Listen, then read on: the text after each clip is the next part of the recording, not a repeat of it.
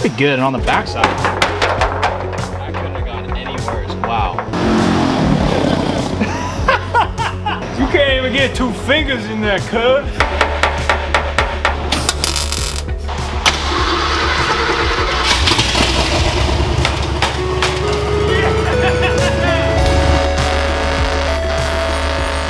All right, getting back on this thing. Hopefully in this video we get it all wired and fired. It's kind of the goal for today. So if you didn't see the last video, we put the engine in the truck and got the interior pretty much wrapped up for the most part. We have a couple small things to do. We got the floor repaired, seats in it, the dash is repainted. You can see me make a floor pan in 1 hour. If you want to see all that good stuff, I'll put the card up. Definitely go check it out because there was a lot of stuff happening in one video. But we're diving into the Sniper install. So if you guys didn't see, we're putting a Holley Sniper 2 EFI system on this, and we've already got it pretty much just sat on here. So in the last video, you guys saw pretty much most of the stuff coming together, but let me give you guys a little recap for those of you guys that want to possibly do a Sniper EFI system on your truck. So the main component that we have here is the Sniper 2 throttle body. Now this is the brains, and pretty much everything happens right here. We have our injection system up top, and everything works around this guy. Now you'll notice a pretty big change about this is it does look a little bit different from the Sniper 1 to the Sniper 2. The main being the RFI module is now on the side. It was on the front, and that alleviates any issues from you ever having any sort of issues between the distributor and it. Now it's on the side, and from what I've heard, there's been zero issues of anything happening like that now that it is relocated. We shouldn't have anything interfering with it. At least that's the goal. So now we're going to be pretty much running it just like the old system. We're going to be running this a return setup going back into the tank. Now they do give you a really good diagram, which I'll show you right now. It pretty much tells you exactly how to set this thing up from the electrical all the way to the plumbing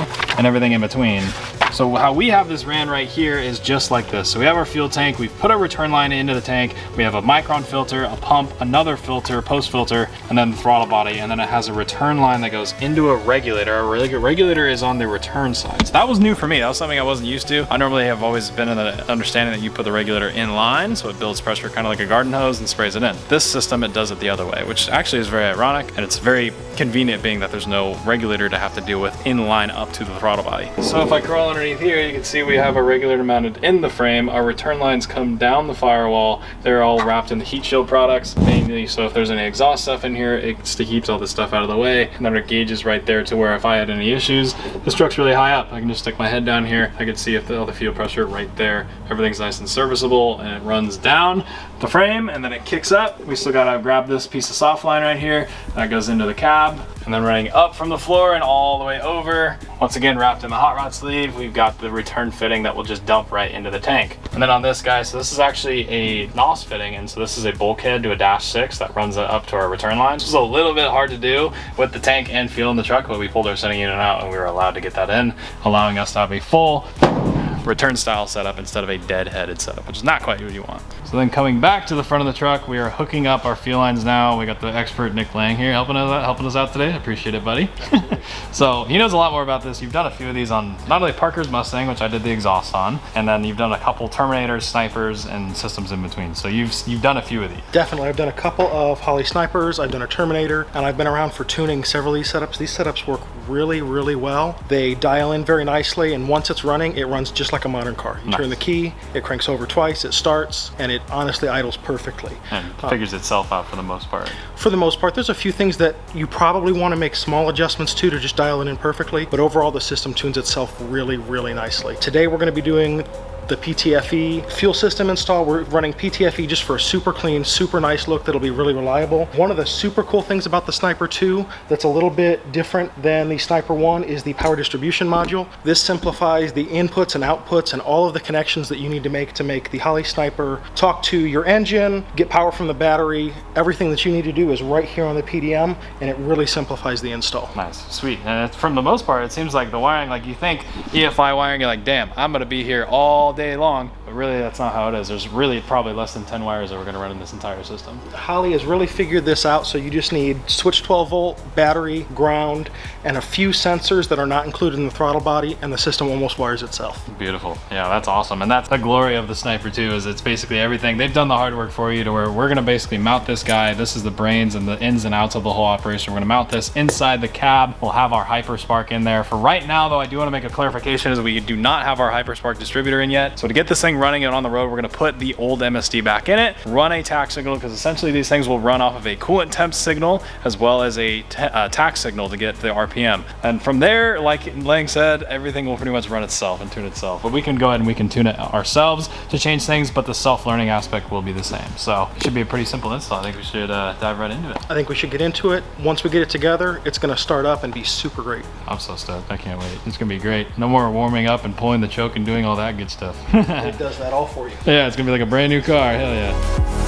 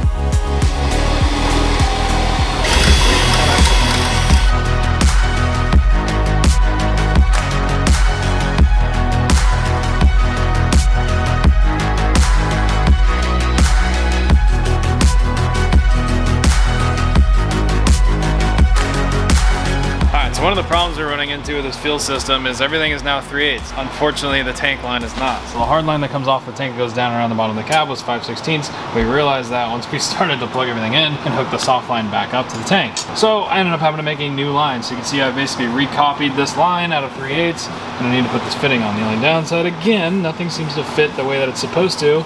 So I have to put the original fitting on it. So I'm gonna have to slip that on like that, and then put an adapter fitting to thread into the actual tank. It's supposed to be a 5/16 line coming off that, so I have to run the adapter fitting. So I'm gonna plumb that up, bend it, flare it, get that line back in the truck, and then we just got a bunch of wiring to do. So I'm just gonna keep jamming, and hopefully we get somewhere.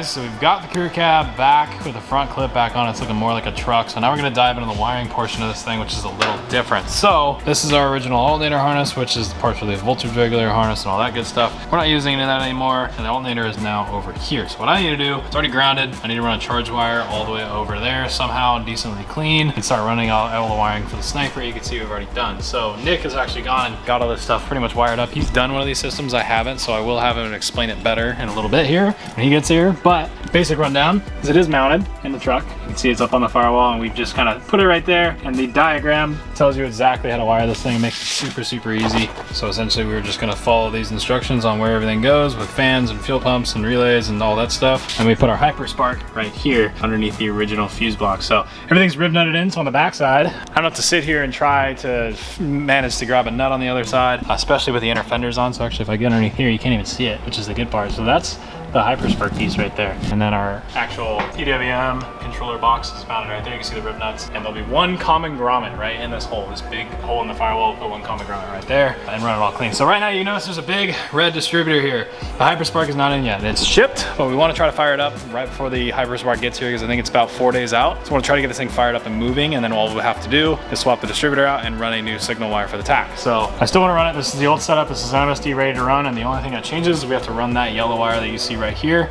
and it's already spliced into the initial connector, which will plug right into the distributor right there. You can see there's the connector. Plug these two together, and then we will have a tach signal for the sniper. So I got a bunch of wiring to do. I'm gonna set the battery in. I just got the battery box painted from the guys over at Dirt King. You can see these things are pretty rad if you have an Optima battery. This is what's in my F100 as well. Things are super rad, local to San Diego. Go hit them up. They make a really good piece. I'm gonna drop that in. We've got the master cylinder needs to go in as well. And tomorrow we're gonna be swinging by Crown Performance to go grab some brake lines for this thing. So tons of stuff going on, and I'm gonna get into it.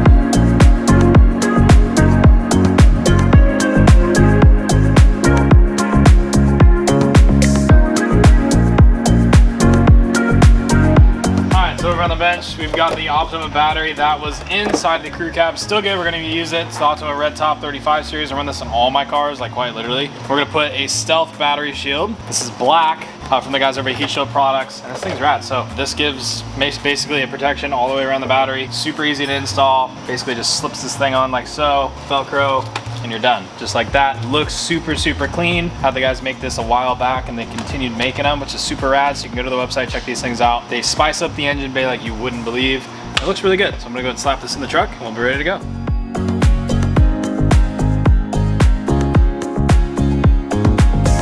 Alright, so I'm starting to put the front sheet metal on this thing, and I wanna get this dent out of the bump on this fender. You can see it's pretty good. And on the backside, any worse. Wow, that was terrible.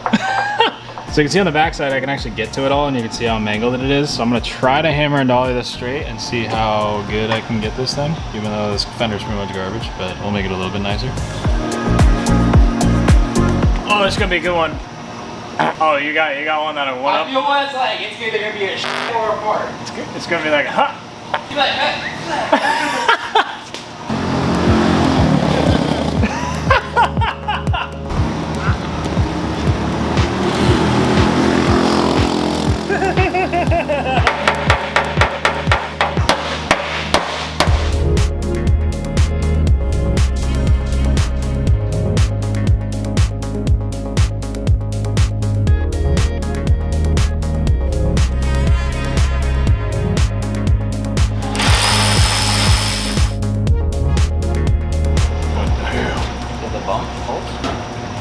Man, that looks good. Look how nice it fits. Oh my gosh, the fitment, dude. Casey Daylight. You can't even get 2 fingers in there, cuz. Drop to the side. Why are these bolts so long?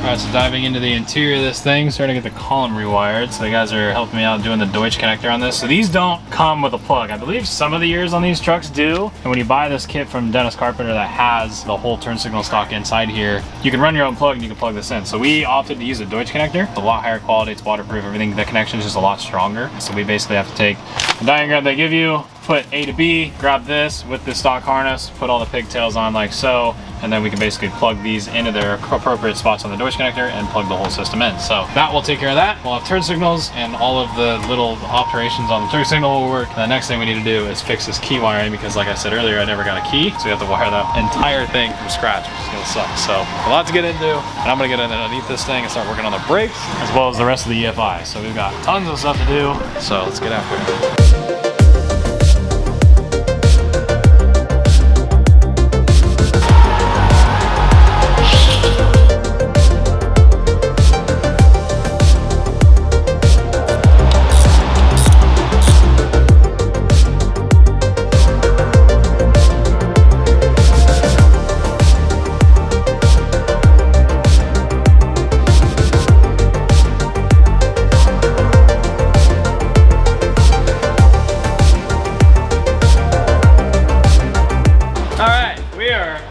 Ready to fire this thing. So I'm gonna kind of catch you guys up to speed. It's a little bit difficult to show how everything's been installed just because of 90% of the stuff we've tucked up under the dash. Some of it, Holley gives you enough length to put this in the engine bay, which would be a nice easy spot for it. For me, I'm very show car minded and everything needs to look pretty. So we decided to put everything under the dash. And as you can see in the engine bay, we've kind of stopped making everything look pretty because we want to make sure it all works. So all this ugliness that you see is temporary to make sure the thing fires up, runs, works, and operates. So everything's hooked up on the Sniper 2. We have our power wire going in, and we have all of our necessary wires. You know, just a basic explanation. We have a tack signal wire, which is the yellow one, and then we're using, like I said earlier, this is our older distributor just because our Hyperspark is on the way to fire this thing up. So we will not be running the Hyperspark, the tack signal for the Hyperspark. We'll be using basically like old school style distributor, and the Sniper is now just controlling fuel, as you were saying earlier, right? So we're just gonna get that done. I gotta run the O2, which I just drilled and clamped on the O2 attachment that they give you. I'm gonna tack weld the tube on there. We're gonna fire it up open header, pretty much just the way that it would be. We're gonna pretty much fire it up like it's a brand new motor on an engine stand. So it's gonna be loud, but coming on the inside of the truck, I guess, Mike, you should probably explain this since you did it. So inside the car, we've mounted the Hyperspark capacitive discharge box, and we've mounted the Holley PDM power distribution module. This thing is really cool for the Sniper 2 system that Holley's come out with. This lets you run everything to one central place. It has a couple of solid state relays in it that make turning things on and off really easy, really straightforward.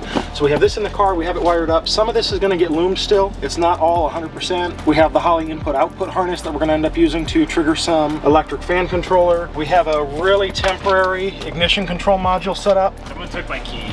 Yeah, the keys are problematic. I don't have a key. Christian, you took my key, give it back. And something that was new to me on this one was the Bluetooth module, which we're going to be using to do the initial startup wizard and to be able to see what the Sniper is doing when we fire this thing for the first time. Yeah, it's super cool because we have all the gauges on our phone, which is like really cool. And it has its own gauge display, and pretty much you could throw it up on your dash and have every parameter that you would want while you're driving like right in front of you, which is super cool. It's like a mini race pack. Yeah. Or a mini digital dash. Yeah, mini digital dash, that's cool. But yeah, like I said, I'm gonna run the O2 in it real quick, and then we have tested the fuel pump does prime. I don't know if you could do it real quick and see if we can hear it, if it's loud enough. It's priming. 60 PSI is what it was set out of the box. So it primes, and when it builds pressure, it shuts off. Yeah, so and then it kicks back on. When you first turn the key on, which is what we're basically doing with this, when you first turn the key on, it primes, builds pressure, and the throttle body actually squirts just a little bit of fuel in, so that it has something to prime. And then when you crank, it does not immediately build pressure. It doesn't actually turn the fuel pump back on until after it's detected that the RPM gets above a certain limit. I think the default is like 400 RPM or something. Oh, okay. But that way you don't end up, that way the fuel pump's only running if the motor's running. Got it. Okay. It's like a safety feature. Yeah, that makes sense. Beautiful. Okay, well, I'm gonna crawl underneath this thing and try not to burn myself welding this 6-inch piece of pipe on it, and then we're gonna make noise.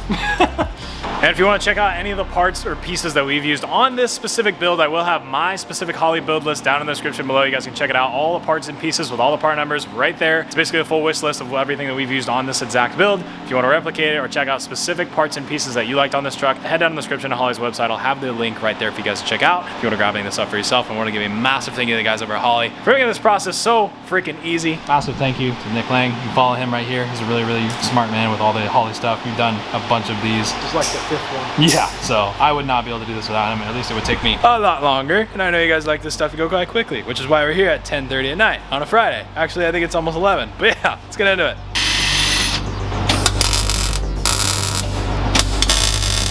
Honestly, it's probably gonna be good for what we're doing. All right, we're gonna see if it works. I really hope it does. Do you think it's gonna work? Maybe. We're really optimistic. Let's see what happens.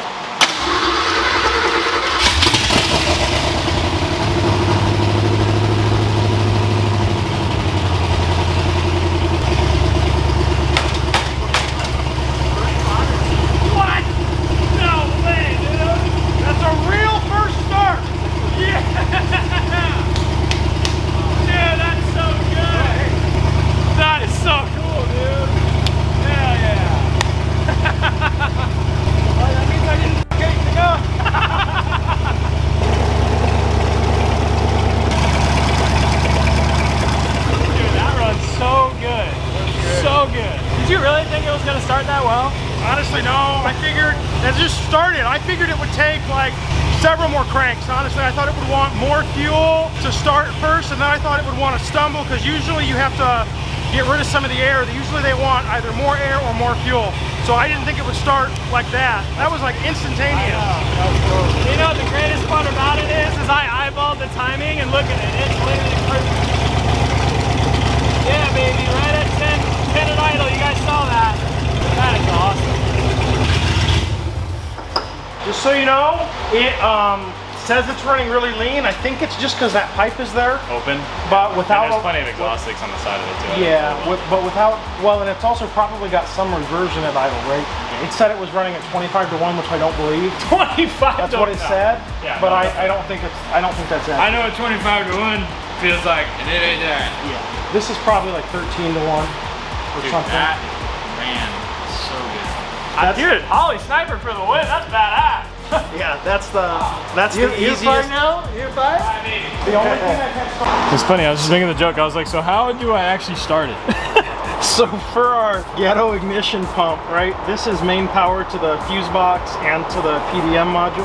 So this goes... And that's your main battery feed in is the wire you're jumping? The yellow wire is our main battery to the ignition switch. Yeah. So this yellow wire, so to this big, where the yellow wire is, we put that in. Prime and then that primes the system just because it's like, that's like key to on. Yeah. And then to start it, this goes to the starter, so to start it. That's so great. This man's hot wiring my car and I don't even have a key switch in it. That's great, that's funny. The fact it just fires right up, I can't Just get over right that. up. Yeah, fires. Dude, this is my new daily driver, economic and everything. It's UFI now. That's beautiful. I love it. This thing runs so good. I cannot thank Nick enough. I cannot thank Marcella enough. I cannot thank all my other buddies enough. I cannot thank the guys at Holley enough, March enough, Heat Shield Products. Oh, there's tons. The list goes on and on. I'll have the links down in the description if you guys want to check all the amazing people that have helped me out with this truck. I cannot thank them enough. This thing is perfect.